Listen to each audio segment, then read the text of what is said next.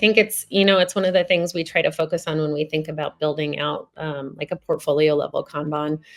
We tend to think as the work is shipped, we're done. I always love to put a column on the board after delivery that's something like learn or measure or review, right? Where we keep work that's delivered visible and still part of the conversation until we go back and start to review metrics on how it's performing in the wild. And that, I think, part of that conversation starts to drive more just-in-time prioritization, because you're able to say, okay, well, we shipped this thing a month ago. Here's the feedback we're getting on it. Is it positive? Is it negative?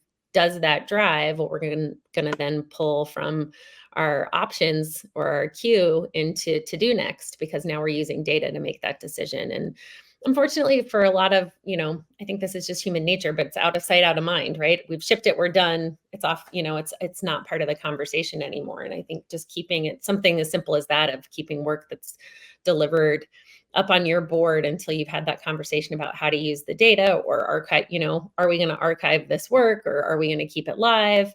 Or do we need to make changes to it that are now going to become a higher priority? That kind of starts to drive that full cycle feedback loop.